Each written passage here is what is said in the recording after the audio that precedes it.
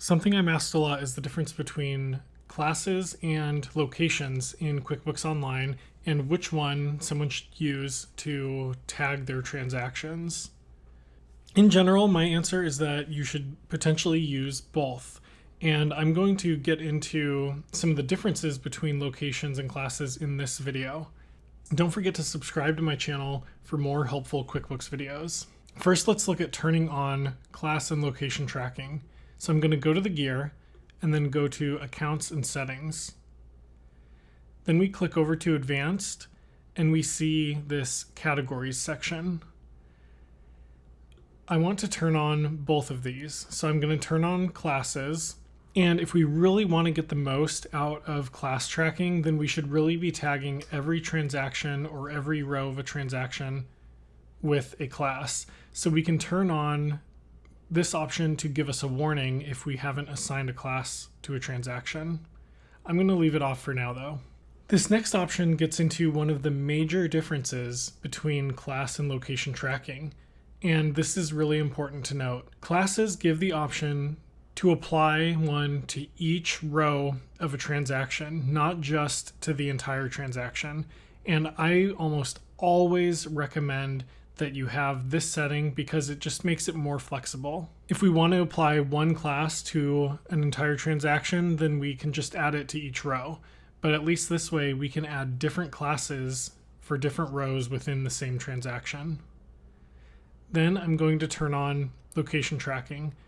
And you see it doesn't give us these other options, but it does give us the option to change the label from something other than location.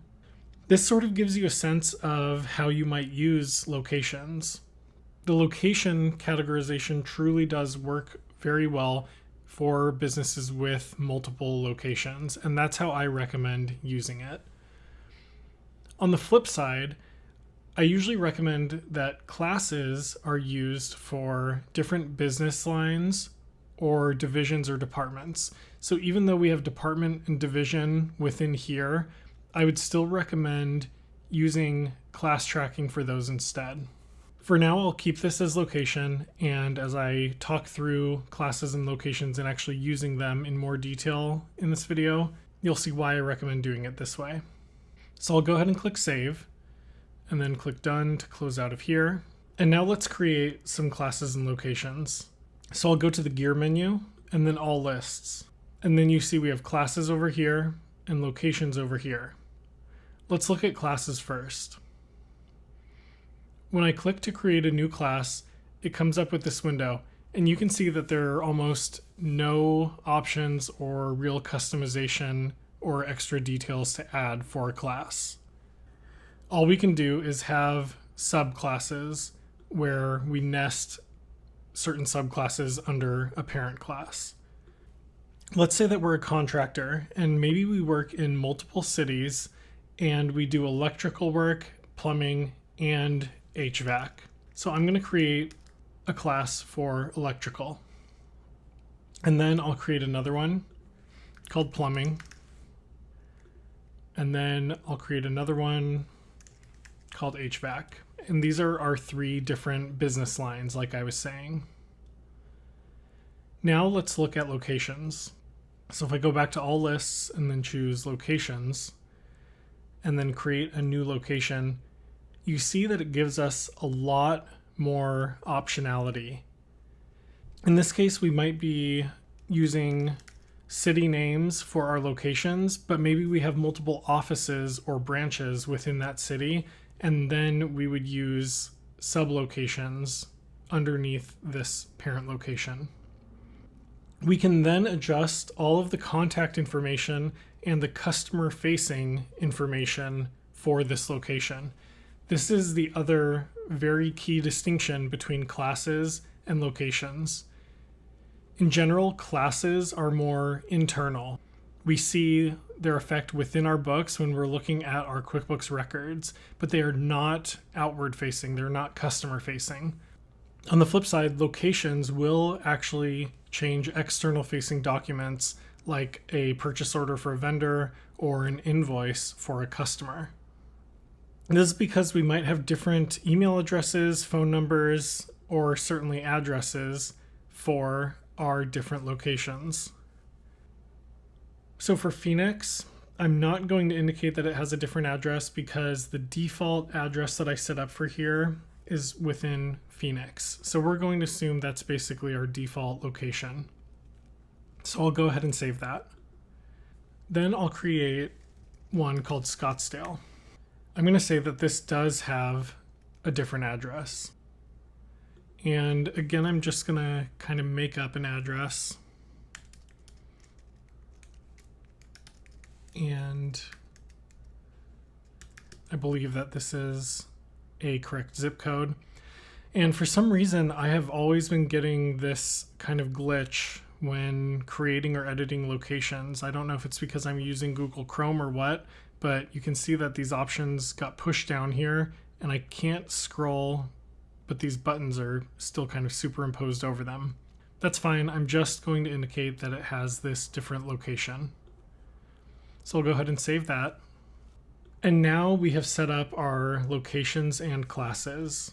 So remember, the assumption here is maybe we are a general contractor or a contractor service provider, and we have two different office locations, one in Phoenix, one in Scottsdale, and we have three different business lines in terms of plumbing, electrical, and HVAC. Now we can track the income and expense, so basically the profitability for each business line in each location. Let's see what it looks like to use this in a transaction. So I'm going to go to New Transaction and choose Expense. What we see is that location is up here in the header of the transaction, applying to the entire transaction, but we have the option to enter a class down in the body of the transaction for each row. Now, ideally I would enter a payee and fill all of this out, but for the sake of being quicker and just focusing on this topic, I'm just going to fill out the items that we need on here. So let's say we bought some office supplies for the Scottsdale location, and this might not quite be the best example because I'm not sure why you would split office supplies between three divisions like this, but bear with me. So let's say we have $25 worth of office supplies that we want to allocate to our electrical division. Maybe we have $34 to allocate to plumbing. And then maybe we have $15 to allocate toward HVAC. So all of this is going to go against the Scottsdale location, but I'm splitting up this $74 purchase among these different divisions. I'll go ahead and save and close this. Now let's create a customer invoice. This will show what I was talking about in terms of locations being more external facing. So I'll create an invoice, and I think that we need to add a customer maybe, which I'll just do quickly here. And then we need to choose the location and enter our other sales information, so the information of what we're selling. So I'm just going to use the default sales item that QuickBooks had created for us.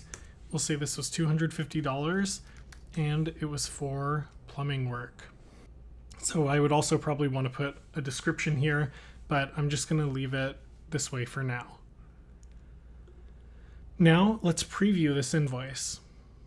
What we see when we look at the preview is that the address is for that Scottsdale location.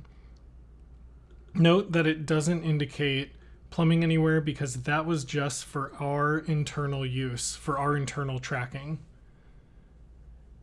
If I close out of here and I change this location to Phoenix and then preview again, we see that it now has the Phoenix address. So I'll close out of here. I'll keep it as Phoenix, and then I will save and close. Now what we can do is view the profitability of both our individual classes, aka our business divisions or our business lines, and our locations. And we do that by going to Reports And then we can either open up the regular profit and loss and then choose to show columns for class or location, or within this business overview section, they offer us profit and loss by class and profit and loss by location. First, I'll open up profit and loss by class. Now, if I change the date to include this month, we see that it gives us columns for each class, and we can see the profitability for those. So remember that this was just one transaction, but we split it up among the 3 different business lines, and then that customer invoice that we created, we classed to plumbing, so we can actually see the profitability of each one. This really becomes powerful when you start tagging all of your transactions with a location and a class. Now I'll switch this to be location. So this is effectively just a P&L. I know it says profit and loss by class report, but we can change this column quickly to view locations, and then I'll click run report. Now what we see is for Phoenix, we have that invoice that we created, we have that income, and then for Scottsdale, we have that expense that we entered. And we just see that in total here because this isn't divided by the different classes. Now, what if we wanted to drill in and see the profitability of each class, but only within one location? Because remember, even though we put this $250 of income to plumbing overall, it was still only allocated to the Phoenix division. And that portion of the $74 that was allocated to plumbing was actually for the Scottsdale location. So when we look at the P&L actually by class, we're really just seeing the total of each of these business lines across the entire business. What if we only want to see this view for one location? The way to do that is to filter this profit and loss by class report. So I'll go to customize and then apply a filter, and I'll select location filter and Phoenix. Now when I run that report, it's only showing plumbing because that's the only one that we have allocated revenue or expense to for the Phoenix location. If I switch that to be Scottsdale,